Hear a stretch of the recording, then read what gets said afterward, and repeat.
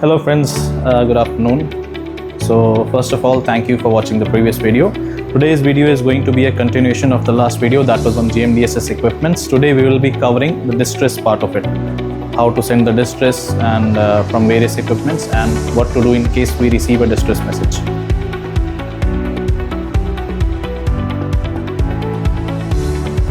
There are different types of distress messages. I mean, different equipments have different type of distress. Okay, EPIRB is like your satellite. You just turn it on, it will send a distress message. Okay. You cannot like select what type of distress. In all these terrestrial equipments, you can select like what is your distress category.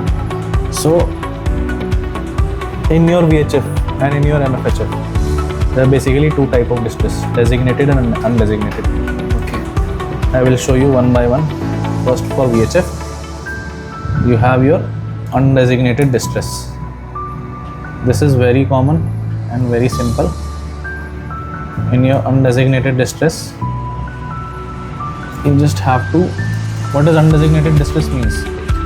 Okay, that means when you will send the distress, it will send your position, ship's name, identity, everything, but it will not tell them what type of distress you are in. It will just tell them that something has happened and they need help. So they will not know what type of help. Okay, that is what is the meaning of undesignated distress. Then for that, you just have to lift up the lid, press this for 4 seconds or more, and then this will send your undesignated distress. And then the search parties will come to rescue you.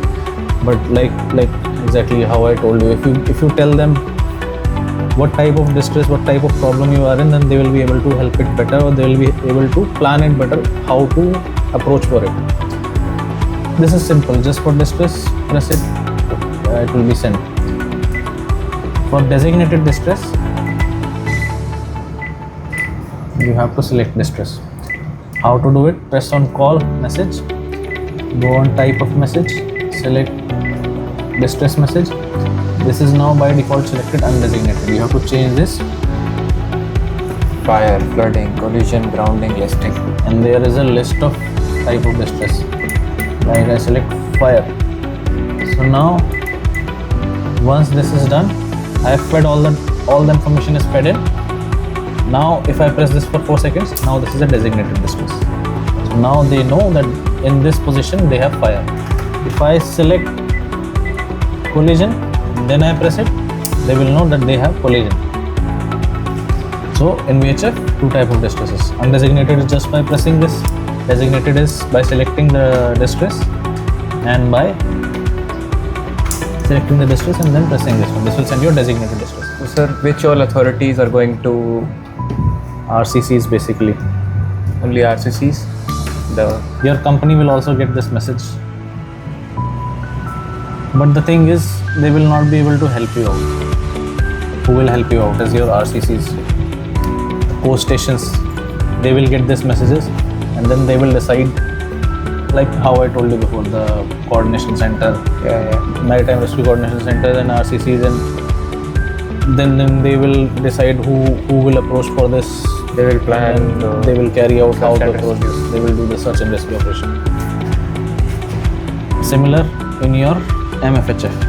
The thing is, the range will be different. For VHF, if you are in 50 miles from coast, then VHF is useful. This will only transmit your distress message for 50 miles range. If you are 50 to 500 miles, you have to use your MFHF. Simple. Undesignated, just press this distress button for 5 seconds. It will send you undesignated distress. For distress, which is designated, then you have to press this button, distress. Select your type of distress, like sinking. Okay, all the information is there. Press this for 5 seconds, it will transfer. You can select this telephone, and you keep it on telephone. And we have selected all frequencies, multiple frequencies, and then this will send on all frequencies and it will send the distress message. Okay, similarly we have in our SATC, undesignated, just lift up the lid, press the distress button, it is sent. designated is your, you have to send, one moment. Then in your first one was your undesignated distress, which you just lift up the lid and send the distress. Second one is your designated distress. You go to setup, go distress alert setup, you set up what distress you have, like you have this is syncing. You select the speed, your course, your position, you can update from here, and then press it, it will send designated distress. 2. Other than this, on your SATC you have your third type of distress. It's your designated distress with a detailed message. Okay. So in that, what you have to do, you have to type in here, like you have to prepare a file, how you would have done in your Gmdss course, like Mayday, this is motor vessel, your vessel's name, call sign, speed, blah blah blah blah, everything. You have to prepare a file and then you have to save it, like all these files are saved. You have to save that file. Suppose test 1, you prepare all that entire file and you save it here by the name of test 1. When you close it, you save it, save by the name test 1. Okay. Already. And then you close it, press 3, press transmit, go on transmit. On priority, click on distress message file, select that file in which you have distress message. This distress, detailed distress message of your name, course, position, type of distress, number of people, type of emergency, type of assistance required. All this information is fed in. Select that file. Okay.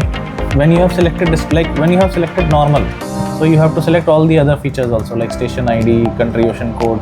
When you have selected distress, it will select search and rescue by its own, and you don't have to do anything. You just have to select the message file. This will be selected and just transmit. So it will send them a distress. It will send them a distress message with detailed information that what type of distress you have, what type of distress, what type of assistance you require. So you can write anything, like a detailed description. Not anything. There is a format, like a detailed description of your emergency and detailed detailed description of type of assistance required. So what is the range of our taxi? Until 70 degrees latitude. 70 knots, Yeah. So it will cover all the places. You don't have to worry about that. Other than this, what all are your distress equipments? You have your pyrotechnics.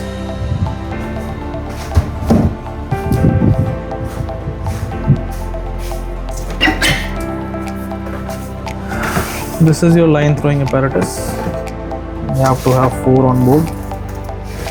Your hand flares, rocket flares. How many rocket flares should we have? 12 rocket flares. Where? On bridge. And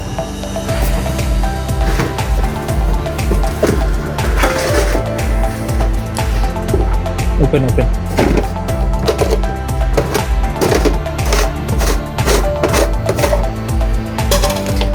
This is your rocket parachute flare. Valid until 2025 October. Keep it.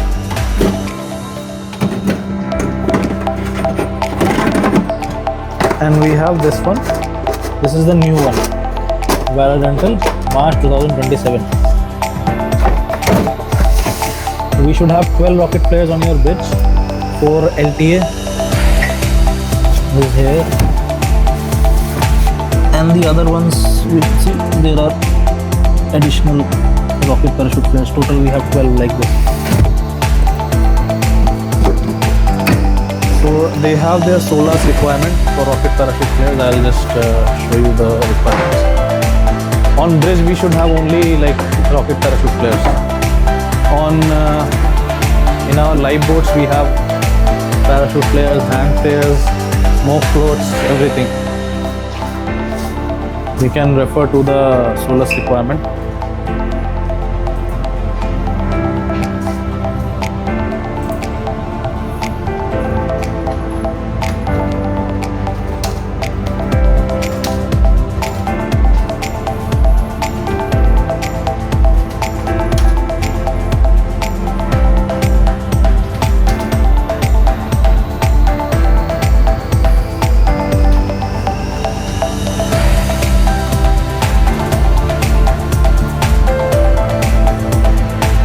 give you the information on how much should be there, and there are like more requirements, like for it should be for 3 minutes for 30,000 candela light it should emit, should go up to the height of 300 meters. The rate of descent should not be more than something like 5 meters per second or something like that. I'll open it up for you.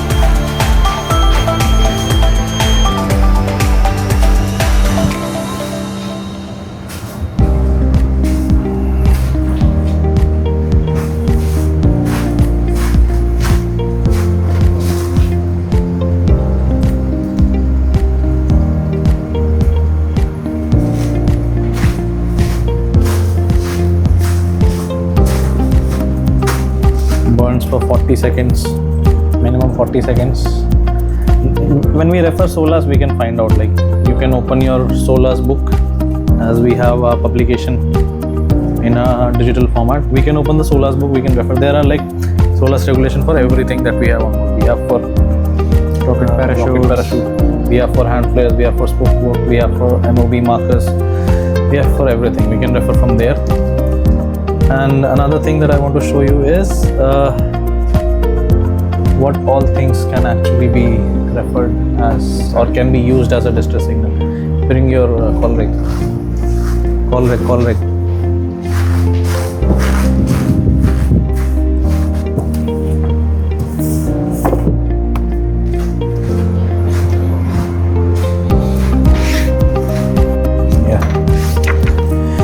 You can refer to your call rigs, rule 37 distress signal, and then for annex you can find out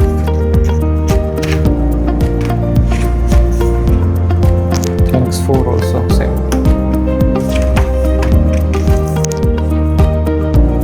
you can find out what all equipments we can be used to send distress. That can also be referred from annex 4 of your call rigs. Like we have here in digital format all the signals what can be used. See, these are the multiple ways of sending distress. You can see the same in our textbook, annex 4 of your call rigs, and this has a description with pictures. This is a textual description, and this is the description with pictures that you can find. What all means we can use to send our distress. Okay, sir. multiple ways, but it's up to you. It's up to your common sense with what to be used in what situation, in what scenario, and that will be best. That will be the best solution, and that will be helpful in that sort of situation to get assistance quickly, get identified quickly, and get rescued quickly. That's your main aim. Okay, anything else? Gmdss, anything else remaining? These antennas and batteries we will cover later on. That we have to go to the battery room and we have to go to check the antenna and all. These also monthly. Yeah, monthly. Aerial's installation is monthly. Battery room is also monthly. In batteries, it's like these batteries we have right now, they are maintenance-free batteries. You just have to install, and that's it. The earlier we have these batteries, in that we have to check, like we have batteries in our inverter. Yeah. We have to check the density of the water inside Water with the level. hydrometer. We have to check the water level. You have to refill the water level with the distilled water. So these, now the batteries, the kind of batteries we have right now are totally maintenance-free batteries. You have to just install it, use it for 3 years. The validity will be for 3 years. After 3 years, you just have to replace it. That's it. How to acknowledge, sir, or how to react if we receive some distress signals maybe nearby our vessel? Depends. Like if we have received a distress message, let us suppose we have received a distress message, we'll first check where is it coming from, how far is it. If it is in like suppose we had a few days ago here, Man overboard. one distress message came for man overboard, but this is man overboard or something else. No, this is undesignated distress. This man overboard is, we have received 4 days before. Yeah. So this is like 4,674 miles. This is very far. By the time we reach there, this case is Nothing. finished. So in that type of situation, nothing. You just inform master that we have received a distress message. Make a log entry, and you file it, post it with your distress messages. With like you have all your other messages, distress, piracy, weather forecast, and everything. If it is nearby your region, you just don't directly accept the distress. Like if you receive the distress, if you accept the distress, it will not be sent further. Either you cancel it or you relay it. You relay it only when you see that you have received it but nobody else is receiving it, or maybe you want to send this message to other authorities also. So that in that scenario you have to send this as Mayday relay. Okay. Like it is distress of somebody else, but you are relaying it to somebody else. You have received it, but you don't know whether others have received it or not. So you are taking this information and transmitting it further, so that all the other people, RCCs, MRCCs, coast stations, they also receive it, and all the vessels nearby also they receive it. Like in case of distress, when you send a distress message, you broadcast a RT message also. Like Mayday, Mayday, Mayday, this is motor vessel like GH Carlo in position this, post this, speed this, number of people on board, type of emergency, and need immediate assistance, blah blah blah. All the information you broadcast on your RT. In Mayday relay, you do the same, but you do Mayday relay, Mayday relay, Mayday relay. Then you tell the name of the other vessel, like this is motor vessel, the name of the other vessel in this position, Full description and then of full the description of the distress, and whatever information they have sent, you are just as a third person, you are just relaying it to all the other people. Maybe they have received it, maybe they don't have received it. It's just like a good seamanship practices, or it is Somewhat you can say that. Yeah. So you are relaying this message. This is Mayday relay. In case you accept this distress message, that means you only accept a distress message when you have already you are in full control and you are in full preparation to rescue them. You are going to rescue them. Then only you receive this message. You inform the coast station that we have received this message. We are the vessel who is nearby to this coast or nearest to this vessel, and we will proceed to rescue this. As per case by default, it is understood that if we are the nearest vessel to a vessel which is in danger or which is in distress, then we should by default proceed to assist them. By default, we should proceed to rescue them. But in case like there are like 5, 6, 10 vessels, who is to proceed for rescue? Sometimes the coast, the RCC will guide you that this particular vessel will proceed to assist them as you are in vicinity, and you proceed to assist them. You proceed to rescue them. And sometimes it's understood, like we can see visually, we can see like a sailing boat or a lifeboat or a life raft in distress. We can visually sight them, and they need help. We can go there and we can rescue them. On the radio station, if we have like I told you, don't accept any distress message. If you receive it, either cancel it, inform master, then we will decide, master will discuss. We will discuss with company also that we will be proceeding to. First, we will discuss among ourselves that is it possible, is it practical to go there, whether we will be actually be able to assist or we will not be able to. Like we have to see how much time it will take for us to reach there. Because if it's taking, like yesterday we received a man overboard distress message. This man overboard distress is 650 miles away from us, and it said cancel this message on 19th. Yesterday was 17th. We will reach there on 19th and it says cancel by 19th, so there is no point of going there. So we have to decide, we have to discuss with the bridge team that what all steps we have to take, and we have to respond accordingly. And then if we are proceeding for it, we will accept the distress, we will inform the coast stations, we will inform the authorities, and we will be going to rescue them. Then there are procedures, there are checklists, we have to follow that, and then we have to proceed. Carry out the rescue mission, inform, notify everyone who are the people we have rescued, how many people, then there is a long procedure of taking care of them, conditioning, medical, first aid, everything. There is a lot of things in the process after that. In case you receive a distress, what will you do? Don't accept it. Cancel. I'm not saying don't acknowledge it. It's like acknowledge it personally. Tell chief officer, tell master that we have received this. But don't just go and press enter and accept the distress. What will happen is it will not send the distress further. The distress is stopped. One vessel has sent the distress, you have just accepted the distress. They are thinking you are coming there to help them, but we are not going. So don't accept the distress. Let it be, heard by everyone, and then acknowledge only if you are going to assist. Otherwise, if you by think mistake, if someone, maybe duty officer, heard and press enter, but then you have to relay it. Then you have to send a relay message. If you have accepted, then you have to relay it.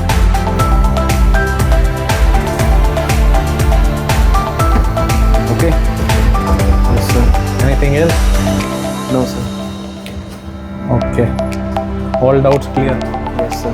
Now you are Gmdss officer. Okay. So guys, hope you like the video.